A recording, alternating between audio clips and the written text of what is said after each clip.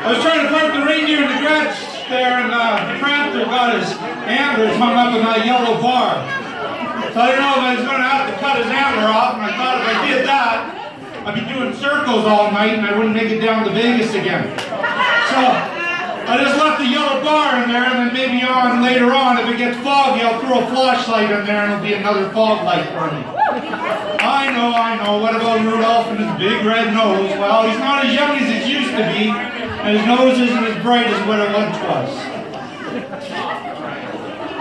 You guys know the difference between a snowman and a snow lady? It's the snowballs. So I always carry the naughty and nice list around with me. And also I'm always keeping it updated. And you know I see you when you're sleeping.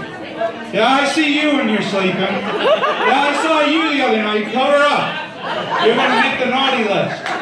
Oh, that lacy thing you're wearing, that's just perfect. You're on the nice list now. Sweet Christmas. Oh, never catch snowflakes with your tongue. Don't go like, until the geese have gone south for the winter. I'm still trying to get that shit out of my beard. Well, I guess I better give you an update. Everybody likes to know what's going on up at the old lodge at the North Pole. So, I had to bring in another labor force to help the elves out because, you know, the population of the earth is getting a little bit bigger. So we've been working on negotiations with the minions. So we're just working on the little stuff now, like don't blow up Santa's village. Don't wreck everything you touch. We got through, you know, it took a while to get through the healthcare plan. Who was going to pay for the therapy? Because now the minions are working for a good guy and not a villain.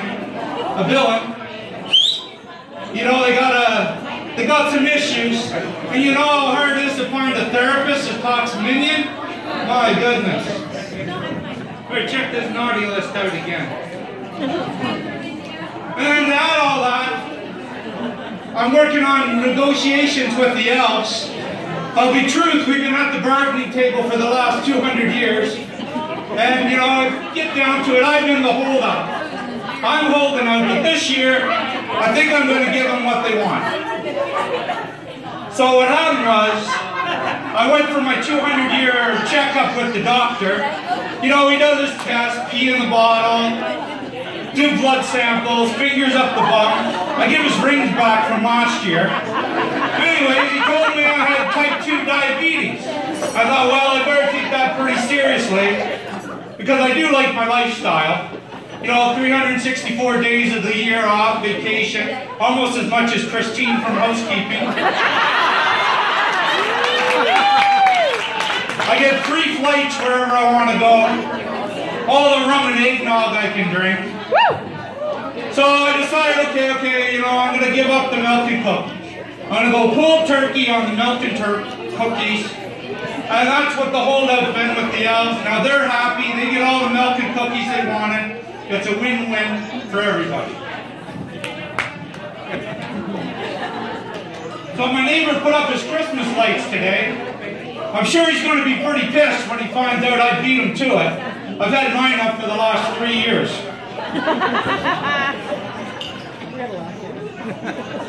So it's about time for Santa to do some weight watching.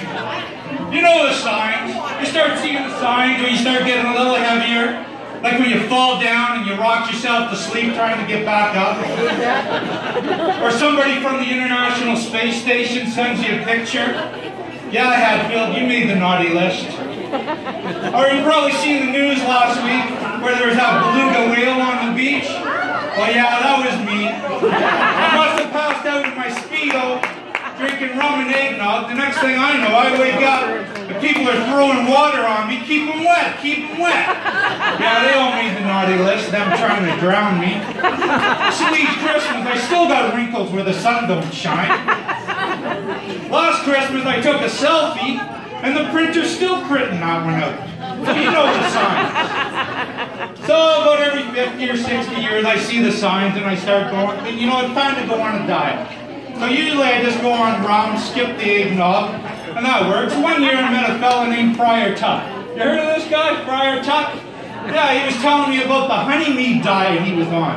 Sounded like he was really, you know, he was talking the talk. He was half my size, telling me how much energy he had to run around the forest with his little friends.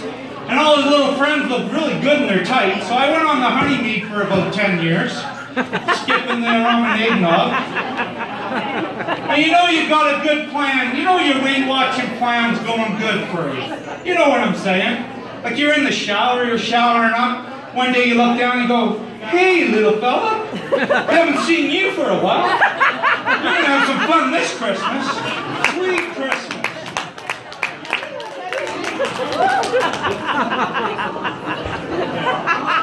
Gotta check this naughty list again. Oh, Santa, that was naughty. You know, there's 4 stages of life. Right? There's 4 stages. You believe in Santa Claus. You don't believe in Santa Claus. Then you dress like Santa Claus. My stage. And then you look like Santa Claus. I'm almost there too. This holiday season, in lieu of gifts, I think I'm just going to give out my opinion. Probably a lot cheaper. You know I get lots of mail. I really do, and I love reading them all. I read all the letters, especially the ones that start out with Santa, I can explain. Those are the best letters. Sometimes I get letters saying, "Santa, can I have a baby brother for Christmas?" And I always reply, "Send me your mother." Sometimes I get asked for Christmas, "Santa, can I have your naughty girl list?" And I said, "Son, you just made the naughty list. That's Santa's personal list." And I checked that one more than twice. Ho, ho, ho, invite to Vegas, ho.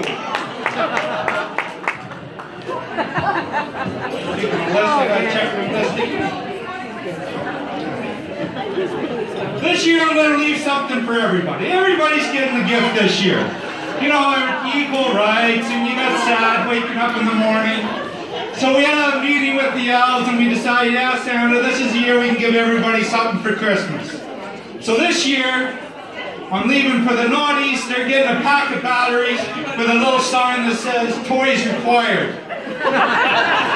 Well, wait a minute. The older naughty girls, they already got the toy. They're just looking for some batteries. I'll have to rethink that one. So on one Christmas Eve, there was a policeman sitting on his horse, and a little boy rode up beside him, saying, the policeman says, "Hey, little boy, did you get that bicycle for Christmas?" And the little boy said, "Sure did." And the policeman said, "Well, you better tell Santa to put a taillight on that bike next year. Here's the $20 ticket." And then the little boy says, "Hey, did Santa give you that horse for Christmas?" And the policeman playing along said, "He sure did." The little boy said, "Well, next year you better tell Santa the dick goes underneath the horse, not on top."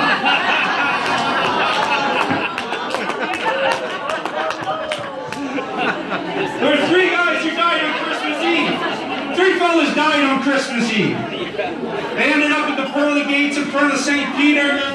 St. Peter said, "Hey fellas, it's Christmas Eve. If you can show me something that represents Christmas, I'll let you in." So the first fellow reaches in his pocket, he pulls out a lighter, turns it on. So this is a candle. St. Peter said, "Yeah, there's candles at Christmas. Come on in."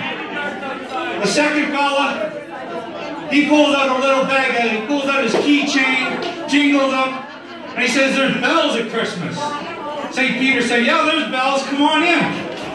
He looks at the third fella, he's got his pockets all turned out. He's reaching in his jacket, and he pulls out a pair of dirty panties. St. Peter said, "What does that represent Christmas?" And he said, "These are carols."